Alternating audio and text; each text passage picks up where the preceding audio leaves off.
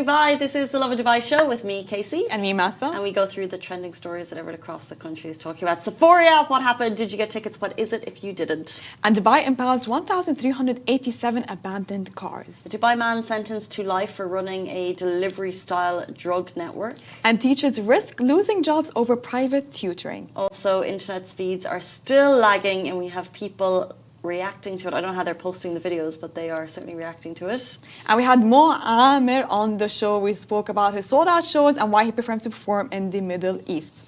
And in today's rapid weather report, it's mostly sunny with temperatures ranging from 30 to 38 degrees. Good morning to everyone. I was the first commenter on the show. No, Zemtac beat me.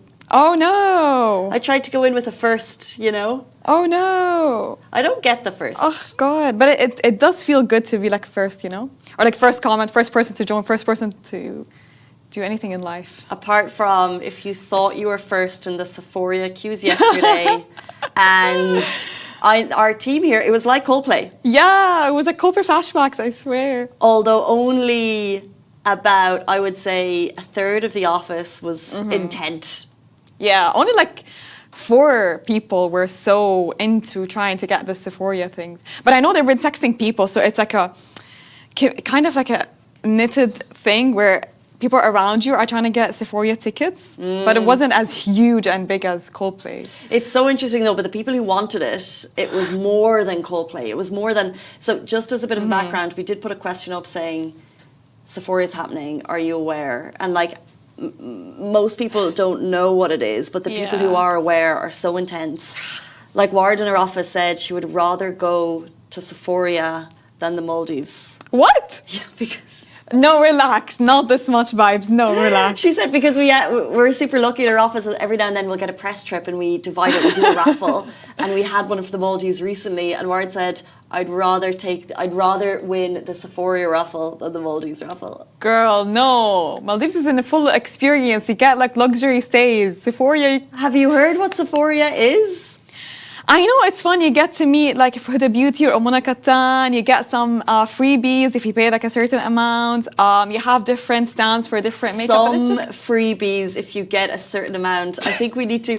Sephora dropped last year a brilliant name. It was at the Coca-Cola Arena, and I feel like it wasn't as hyped because not as many people knew about it, but it just looked like the gift bags were... Grand, yeah. I think if you pay, correct me if I'm wrong, I think if you pay 300 or 600, not sure, if you have VIP tickets, but I'm not sure about the amount, VIP tickets, you get goodies worth 1,000 dirhams. So that's a lot. And but the goodies are so good. I mean, it's Sephora. Like, whatever you get is good, you know? Exactly. And so this year they're moving from Coca-Cola Arena to Expo.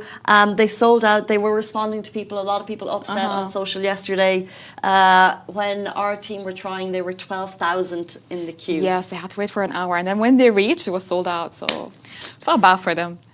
We sold out sooner than we thought. We hope to join us for next time. Well... Genius move. Maybe do like a grand announcement, just like how Coldplay did it. Another show. Another show. Yeah, exactly. We're going again. Yeah. We're going again. You get a Sephora ticket. You get a Sephora ticket.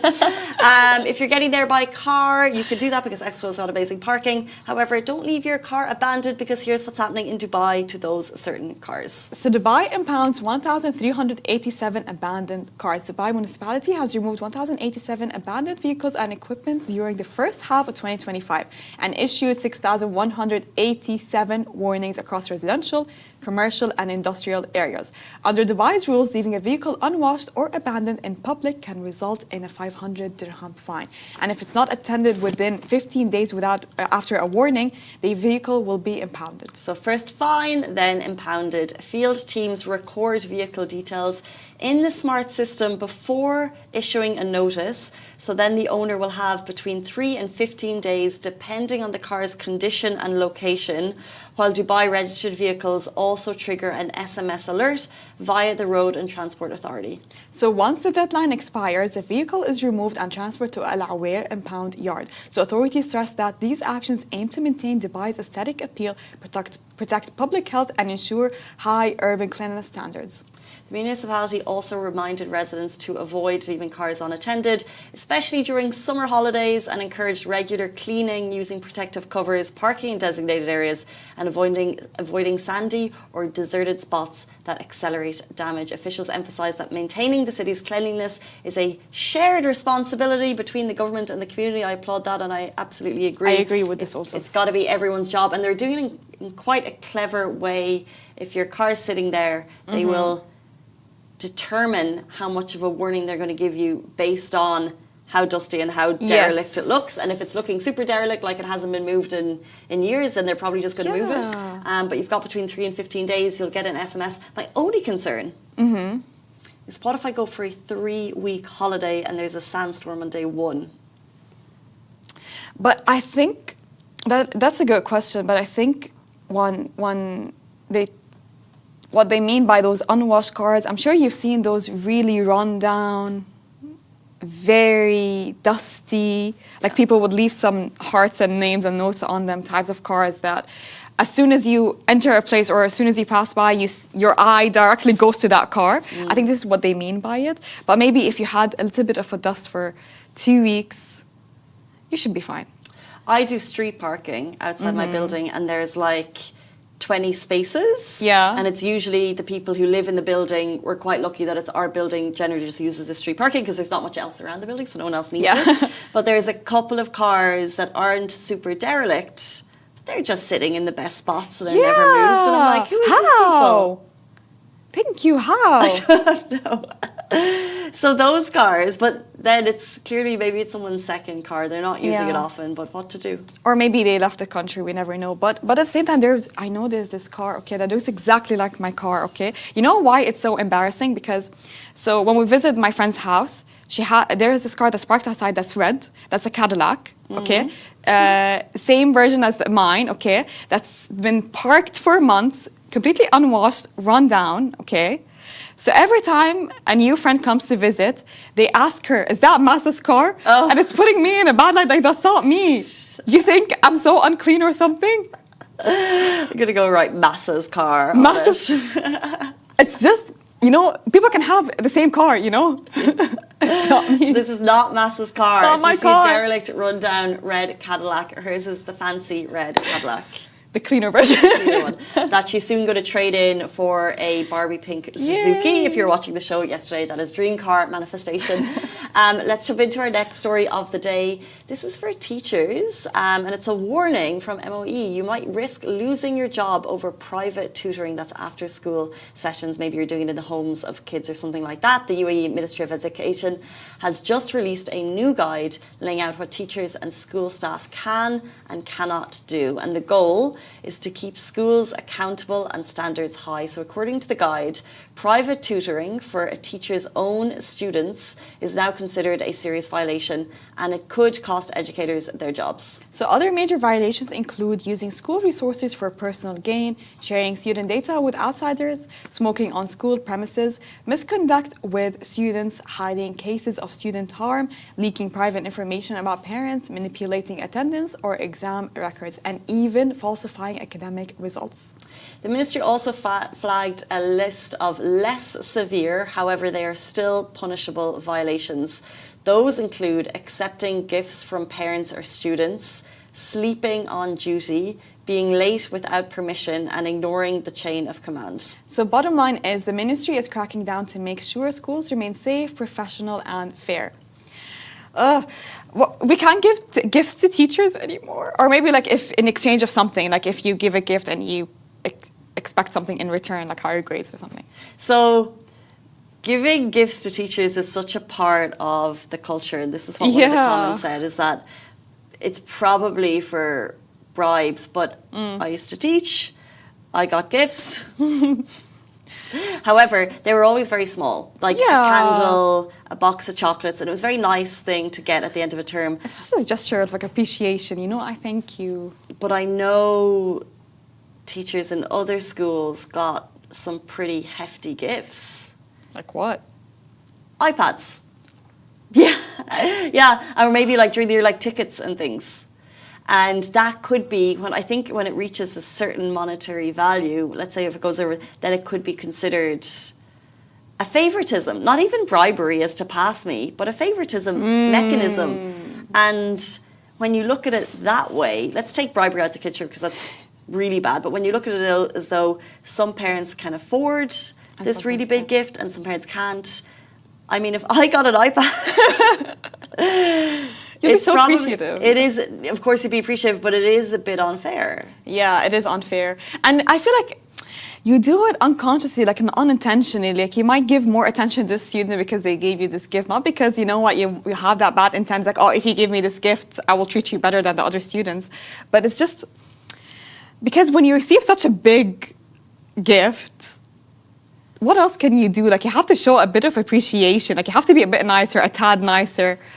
Teachers will be watching the show, be like, shut up. Give us the gift.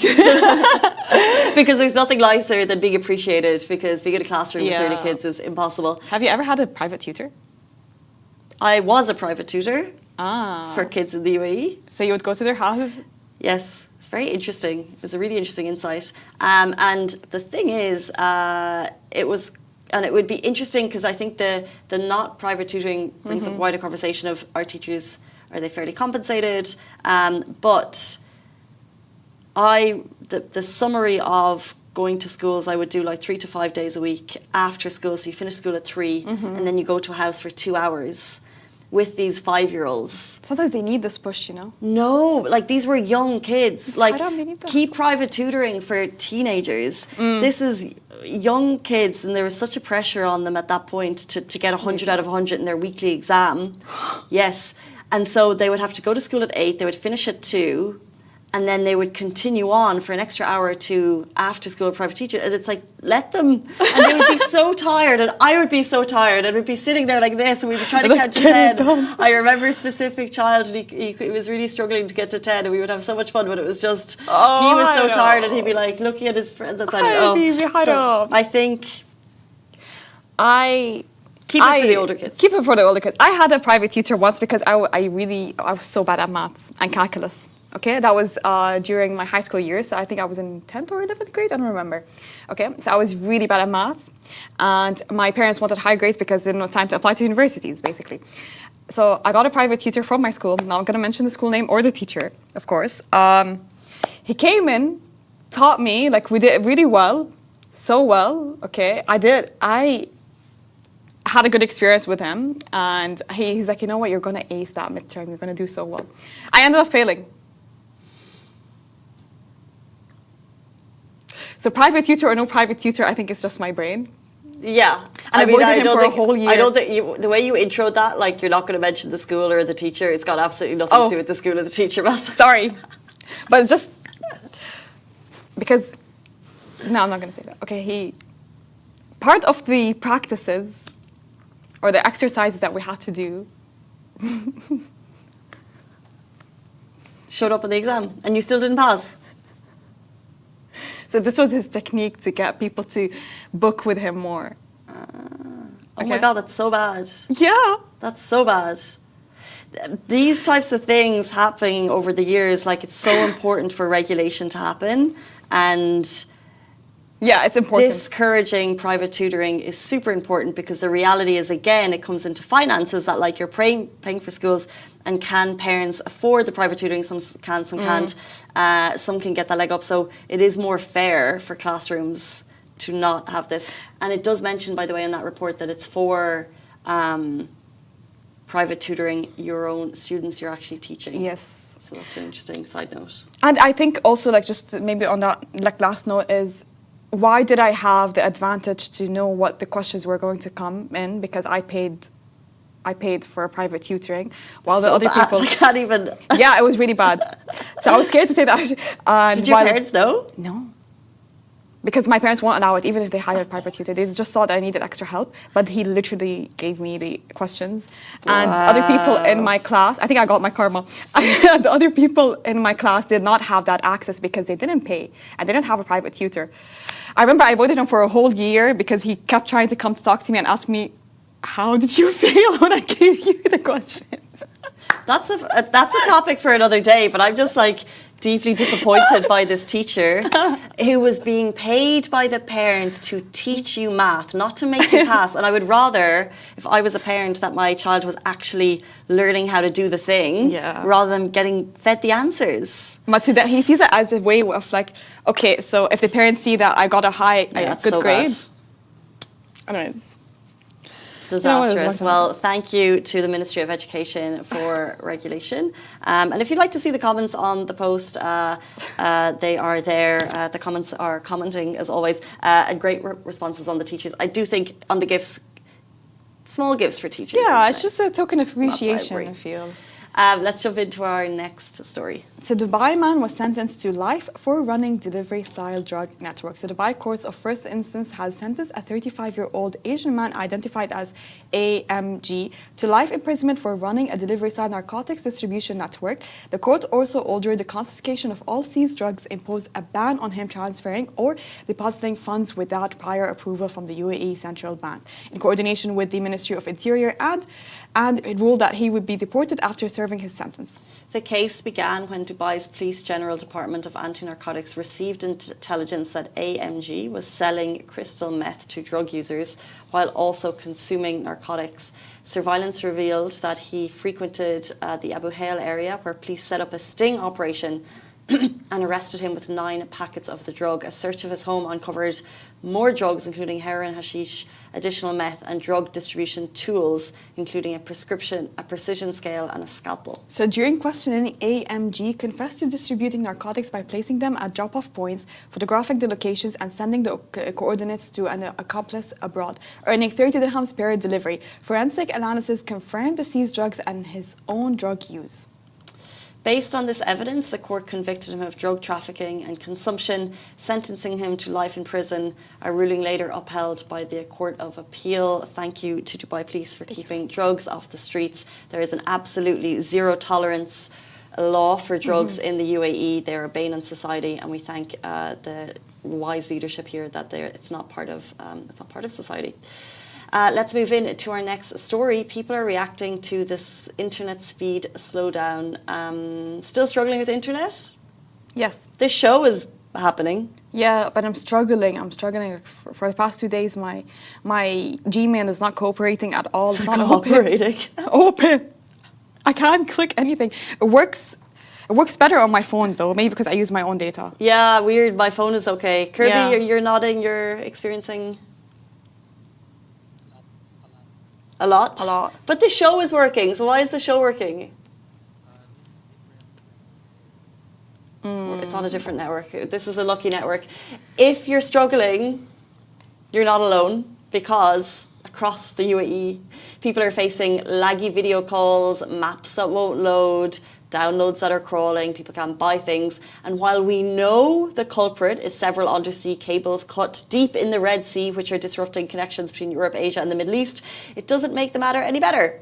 So local operators say rerouting traffic is causing delays and repairs could still take weeks. So expect patchy connections and slower speeds for now. So for a country that thrives on fast, reliable internet, this disruption is being felt everywhere. So in response to this disruption, we're seeing a lot of people say maps aren't working. Yamuna posted a story about it. She said she can't get anywhere. Other people are saying they can't pay for anything. Downloading is taking years. So is it really a problem, or is it a first world? Sorry, this was a comment on one of the posts. Is this a problem, or is it a first world problem of matcha latte girlies? I'm a matcha latte girly. I'm offended. What do you mean by that? I didn't write it. It was the comment on the post. It is a problem. If you're experiencing it here, I really struggled yesterday to get work done because you open a page, it doesn't open, so you move to the next task, you completely forget about the last task, and then you get 5 tasks down the line before realising nothing got done. Nothing got sent. And nothing is opening. Nothing is opening. Like, if I finally get Zoho to open, okay, and I need to go back to my email, I finally get Gmail to open, and suddenly Zoho is not working, and it's just like a back and forth kind of thing. You know, I was sitting with my tutor, and we were complaining about the Wi-Fi, okay, and she was telling me... Your tutor? For piano. So, piano instructor, okay? So, I was complaining about the Wi-Fi, and she was telling me, well, I don't understand why everyone here is complaining about the Wi-Fi. This is very normal back home, and she recently moved to the country. So for her, this is completely normal. Where did she move from? Cuba. So for her, this is completely normal. And she's like, I don't understand it because we're so used to it, but you guys are privileged that like slight, waiting time is making you go crazy.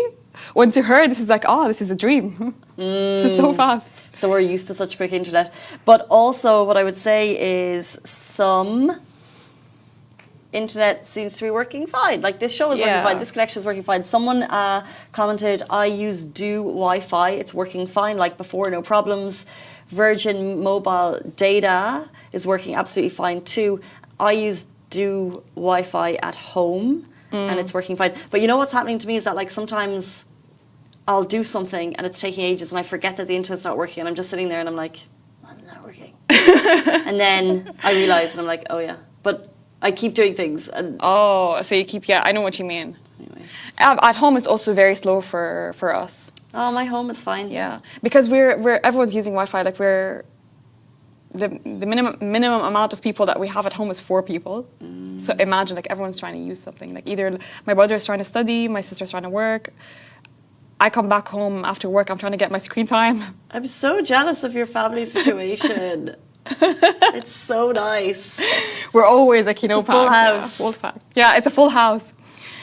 It's nice. It's nice, alhamdulillah. Because my family emigrated, and then even when we were younger, we went to boarding school. So it was like Christmas and Easter were the only kind of times that like everyone was a full house. So it's so rare. So it is, yeah. But I can imagine if there was internet, we would. You'll die, Yeah.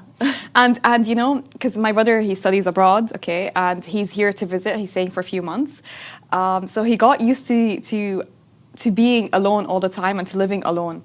So when he first came the first few days and all 7 of us were at home, okay, and we were just talking to each other, he came to me, he's like, there's so much sensory details around me. He's like, is this normal or is it because I'm here? Like someone is cooking, someone's watching something, 2 people are talking. He's like, this is too much, I can't handle it. Oh, but full house. But full house is nice, yeah. And he's here for a few months. For a few months only, yeah. Enjoy it. That is the end of the show. Unfortunately, we don't have a solution for the internet, but do try different networks because some are working, some aren't. So I feel like some days it's working for me and other days it's not. True. It really depends on the luck. And so Massa had a pretty cool interview this week. Yeah, so we had the legendary Palestinian-American comedian Amer. We spoke about his sold-out shows here in Dubai and why he prefers to perform in the Middle East. So take a listen.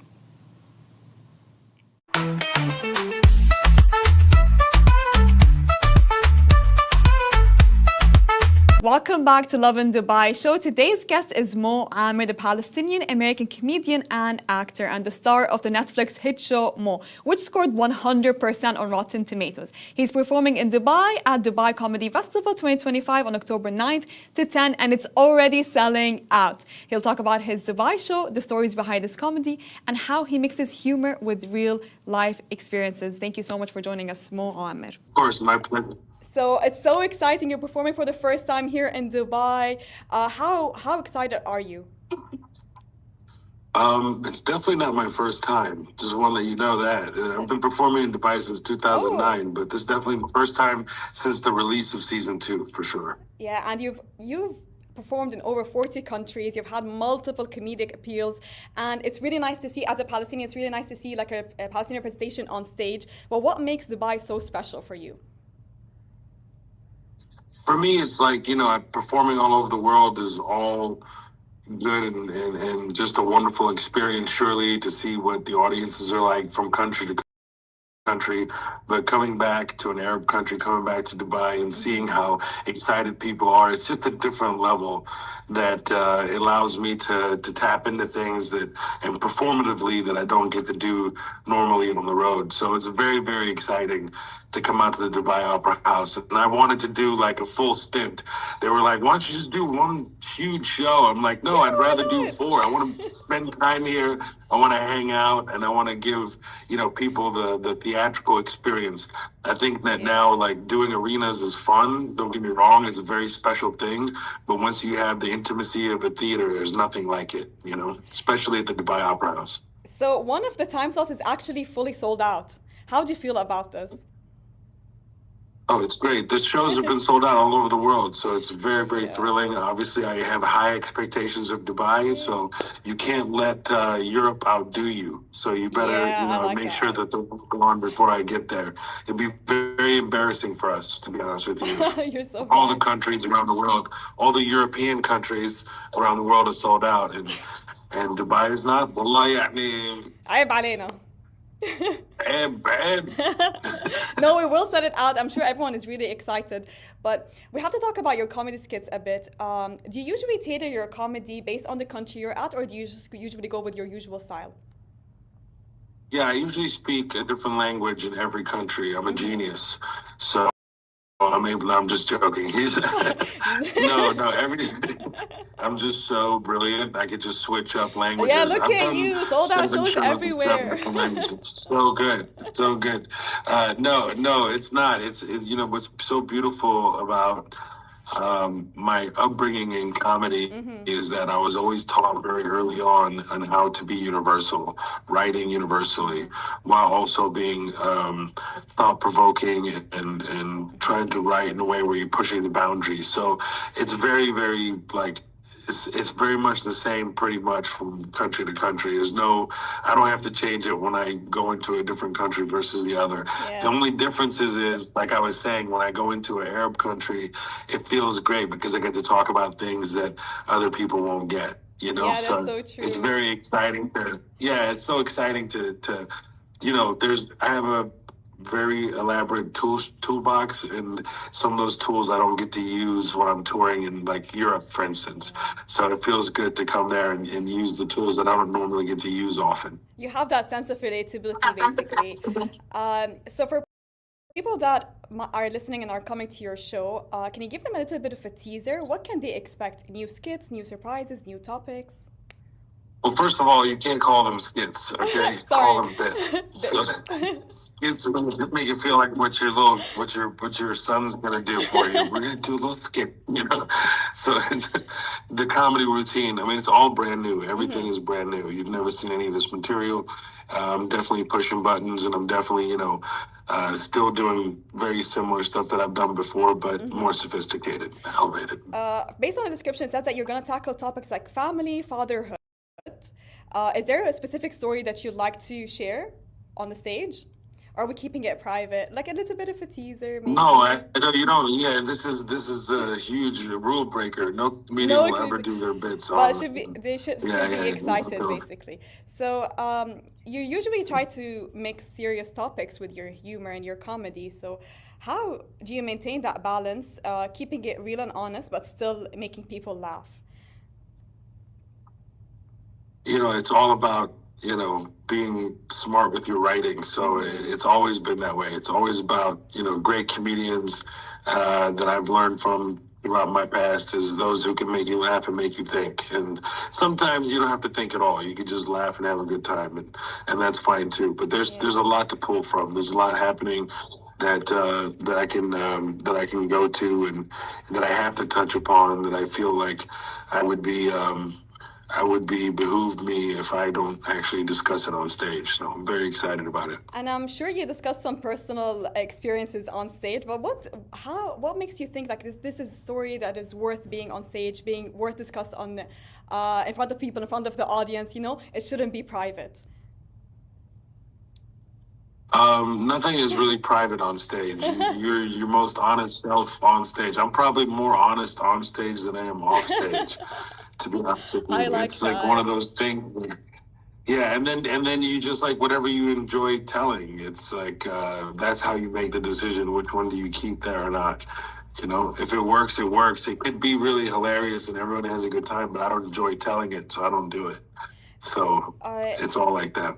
This is a kind of a personal question to you, but do you really feel like comedy can help shed light on really serious topics and maybe bring more awareness, especially with the genocide in Gaza, without losing the sense of severity of the situation?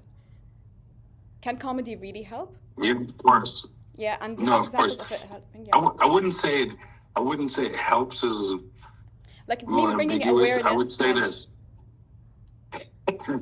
Yeah, awareness also feels like a disease, like AIDS Awareness Week. I don't even like that word, but what it will do is that stand-up comedy traditionally has been an art form that makes you think, laugh and think. That's the history of it, and it's having the ability to speak truth to power. This is the one of the oldest professions, really. I mean, kings had court jesters, and they were paid to make fun of the king to a certain degree. They were the only ones that really could. So, I'm not saying that that's what we're doing here and that's what I'm coming to do. It's just stand up itself allows you to talk about very serious topics in a funny way. Sometimes they're funny, sometimes they're just thought provoking. So it gives you the opportunity to bring those up, and it makes people think in whichever direction that is. I think people are very, very aware of the genocide globally. Like I'm on my world tour right now in Europe, and it seems like it's people are more aware in Europe than even the States. It feels like it's pretty eye-opening experience so far. So so it just like absolutely it does those things. It gives you the ability to bring things up in a very different way that you don't normally see, which is always through a news broadcast usually. And there's no way to really massage those topics or talk about them in detail or to bring up different angles, because usually you're stuck to a particular program, where stand-up is very free-flowing and allows you to talk about things that most people can't. And we wouldn't have you here and not ask you about your Netflix show, Mo. So it got 100% on Rotten Tomatoes. So it was based on your real-life experiences. And seeing that rating and seeing your life basically displayed in front of everyone, how did that make you feel? Did you expect to have such high ratings? Did you expect to have such acceptance and people loving and praising the show so much? Or were you nervous to display that? I get really, really careful of expectations, because you always have to manage those. Yeah. But the only thing that I did was and cared about is making sure that it felt good to me. 100%. It's like if it felt good to me as a Palestinian, is this something that I want to see on camera? Is this something that I want to see in film and television? This is what I kept asking myself, and it's not only of course, it's a Palestinian-American refugee story that is very familiar to us Palestinians, and we feel it in our core, but also Latinos and people of many, many different backgrounds have really gravitated to the show in a very, very special way. So it's been really, really overwhelming, and that's why I call the tour El Oso Palestino Tour, the Palestinian Bear Tour, because it is something that is really, I'm blown away by the response from everyone. It's been really tremendous, and seeing that so many people just gravitate to our story, and not only does it feel like their own. It feels like their own story is being told, even though they're not Palestinian and didn't have anything to do with that. Now with the raised knowledge of what's going on and what's been happening for many, many years, it's making it even stronger. So I don't think anybody expected it. I don't think Netflix expected it. I don't even Netflix knows like how powerful the show is. It's been really, really tremendous. Were you nervous of any backlash or maybe displaying any real life stories on TV or on Netflix? Or were you just, I'll just do it? No, nothing. Well, but I'm not nervous about anything. No, trusting God. I like That's that. it. Just keep going. Make sure you just tell the most honest story, and then how can you be nervous once you tell something so real and so honest? You know what I mean? Like I'm not. No. No, it's good. I don't think that way. I don't write anything with the idea of like, oh, I wonder what people think. Yeah. No, I write it if it's honest and feels good to me. If it feels good to me, then it's good. And this is what makes people basically love the show that you give, honestly, and the performances. And maybe looking back at Mo, is there a specific memory or a scene that still brings you to laughter every time you think about it, that you like to maybe bring up to the stage? I don't bring it up on. You mean from my show? From my TV in show? general, like from the TV show that you every time you think about it, it brings you to laughter that you'd like to share with everyone.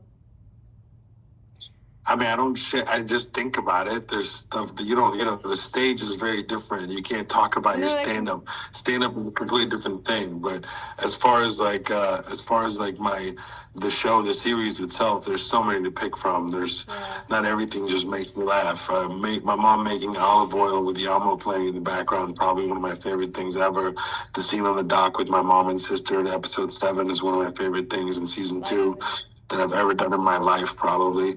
And the entirety of episode 8, episode 5, Houston, the rodeo. There's so many things to pull from that make me laugh or make me smile or make me cry even, that I just love and enjoy. And I love the show as if I'm a fan also, not just as someone who created a show, And stand-up is completely different, so you don't bring any of those up on stage. Now, I know people that might be listening, that if any scene that is dear to you, but thank you so much for sharing today your story and your take. But before you go, is there any message or a vibe you want to leave for everyone that's listening, that are coming to your show?